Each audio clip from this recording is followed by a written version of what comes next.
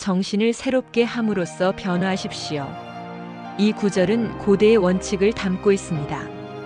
이 외에 자신을 변화시킬 수 있는 다른 방법은 없습니다. 모든 것은 자신을 바라보는 태도에 달려 있습니다. 스스로 진실이라고 주장할 수 없고 그렇게 하지도 않을 대상은 우리의 세계에서 결코 움트지 못합니다. 사람은 끊임없이 자신이 사는 세상을 둘러보며 무엇을 해야 하지? 무슨 일이 일어날까? 라고 자신에게 묻습니다. 하지만 우리는 이렇게 물어야 합니다. 나는 누구지?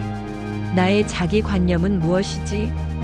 우리가 더욱 위대하고 나은 세상을 원한다면 더욱 위대하고 나은 존재가 우리 안에 실제한다는 사실을 확언해야 합니다. 이렇게 완성으로 향하는 길을 안내하는 일이 제 가르침의 궁극적 목적입니다. 저는 여러분에게 어떻게 내면의 자신을 조정하는지, 우리 삶의 새로운 전제는 무엇이어야만 하는지 보여주려 합니다. 그래서 여러분이 추구하는 더 높은 수준에 도달한 영혼을 찾을 수 있기를 바랍니다. 인간은 자신의 의식에 담기지 않은 것을 볼 수 없습니다. 어떤 것을 의식하지 않는 한, 그것은 존재하지 않기 때문입니다. 이상적 상태는 새로 구현될 모습을 늘 찾아다니지만 우리가 부모 역할을 다하지 않으면 그 상태는 세상에 태어날 수 없습니다. 우리는 세상의 잔혹한 현실을 바꿀 수 있는 존재입니다. 우리 의식의 가장 위대한 목적은 바로 이 현실을 변화시키고 더 나은 세상을 만들어내는 것입니다. 하지만 우리가 스스로 그 책임을 포기하고 세상은 원래 잔혹하며 상상력과 사랑의 힘으로도 바뀌지 않아라고 단정지어 버린다면 그것은 우리 안에 있는 믿음이 부족해서 삶의 진정한 목적을 잃어버리는 것과 같습니다. 다시 말해 스스로 세상을 변화시킬 수 있는 유일한 힘을 거부하는 셈입니다. 종교가 진정으로 가치 있는지 판단하려면 그것이 진심으로 개인의 깊은 믿음과 내적 경험을 바탕으로 탄생했는지를 확인해야 합니다. 다시 말해 삶에서 무슨 일이 일어나더라도 모든 것은 괜찮다는 깊고 흔들림 없는 감각을 주지 못한다면 어떤 종교도 진정한 가치를 갖지 못합니다. 정신적 지식과 영적 지식의 방법은 완전히 다릅니다. 우리는 어떤 것을 외부에서 바라보고 다른 것과 비교하고 분석하고 정의하면서 그것을 정신적으로 압니다. 엘프리드 노스 화이트헤드는 종교를 고독 속에서 영위하는 행위라고 정의했습니다. 덧붙여서 저는 종교가 자신의 고독 속에서 자신이 무엇인지 아는 행위라고 믿습니다. 고독 속에서 우리는 주관적 경험에 이끌립니다. 그때 우리는 세상에 구현되길 바라는 이상적 모습이 된 자신을 상상해야 합니다. 목표가 이루어졌을 때 우리가 현실에서 마주할 일을 고독 속에서 상상하며 경험한다면 우리는 머지않아 이상적 모습으로 변모할 것입니다. 정신을 움직이는 힘을 새롭게 하십시오. 새 인간성을 입으십시오. 모든 이웃에게 진실을 말하십시오. 어떤 것이 존재한다는 사실을 의식 속에 확립하는 과정은 정신을 새롭게 하는 것으로 가능합니다. 우리는 생각을 바꾸라는 말을 듣습니다. 하지만 발상을 바꾸지 않는 한 생각을 바꿀 수 없습니다. 생각은 발상이 자연스럽게 터져나온 결과이고 우리의 가장 내면적인 발상은 우리 자체입니다. 갈망의 끝은 행동이 아니라 언제나 존재하는 것입니다. 존재를 항상 추구하십시오. 마음이 개혁되지 않는 한 외적인 개혁은 아무 쓸모 없습니다. 캐캐 묵은 발상은 손바닥 뒤집듯이 바뀌지 않습니다. 오직 새로운 발상에 밀려서 물러갈 뿐입니다. 완전히 새롭고 마음을 빼앗는 발상이 우리의 관심을 차지할 때 낡은 발상은 사라집니다. 생각과 감정의 오래된 습관은 마치 시든 가랑잎처럼 새로운 이파리가 나서 떨어질 때까지 가지에 매달려 있습니다. 창조성은 근본적으로 더 깊은 받아들임이자 더욱 열렬한 수용입니다. 미래의 꿈은 삶을 변화시키려는 사람의 마음속에서 현재의 사실이 되어야만 합니다. 외부 세상에 그려지는 모든 위대한 시련은 깊은 몰입의 시기를 거칩니다. 몰입의 순간을 가장 높은 이상으로 채우며 이상적 존재가 될 때 우리는 이상이 우리의 세계에서 구현된 모습을 보고 현재가 과거로 물러나는 것이 아니라 미래로 나아간다는 사실을 깨닫습니다. 바로 이 과정이 우리가 근본적으로 미래를 바꾸는 방법입니다. 다른 곳에 있는 지금은 절대적 의미가 없습니다.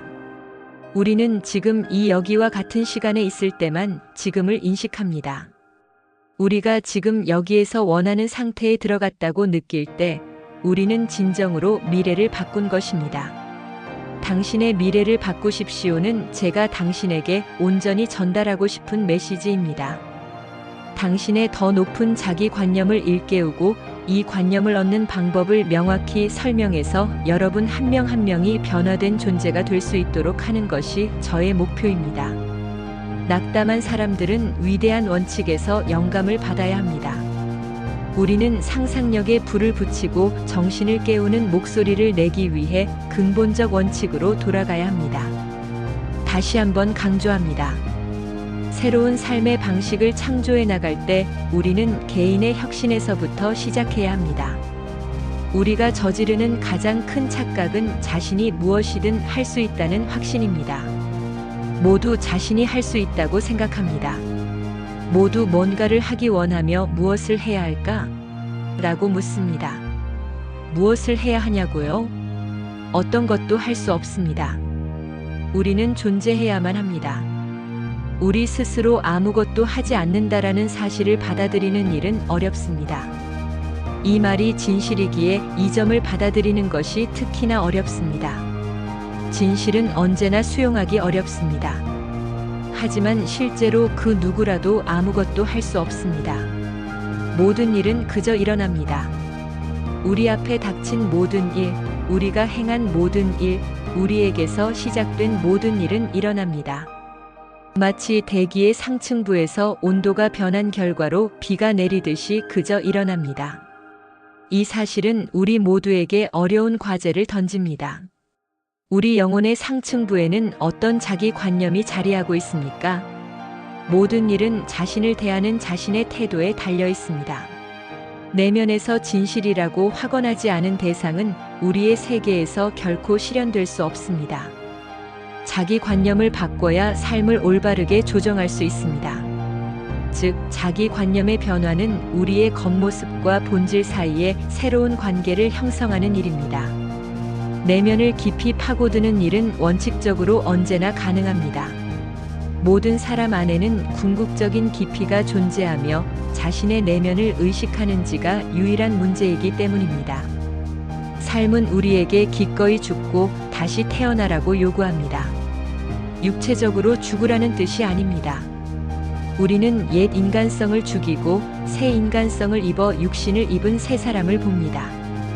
하느님의 뜻에 복종하십시오라는 표현은 새 사람이 되라는 뜻이 담긴 오래된 문구입니다. 저는 이보다 더 나은 표현은 없다고 생각합니다. 우리가 나타내길 원하는 이상의 자신을 온전히 내맡기면 모든 갈등은 사라지고 우리는 그 속에서 안식할 수 있는 이상적 모습으로 변모합니다. 우리는 결혼식 예복을 입지 않은 사람이 교묘하게 눈을 속여 왕국에 도착한 이야기를 알고 있습니다. 그는 자신이 외적으로 하는 행동을 속으로는 믿지 않습니다. 그는 선하고 친절하고 자비로워 보이며 바른 말을 하지만 내면에서는 아무것도 믿지 않습니다.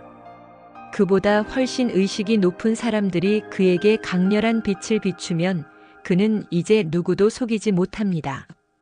결혼식 예복이란 진정으로 하나가 되고자 하는 내면의 마음을 상징합니다. 예복을 입지 않았다는 건 겉으로는 원한다고 말하지만 마음 깊은 곳에서는 그것과 하나가 될 준비가 되어 있지 않다는 뜻입니다. 다시 말해 진정한 마음의 준비와 진실한 믿음 없이 원하는 것과 하나가 될 수는 없습니다.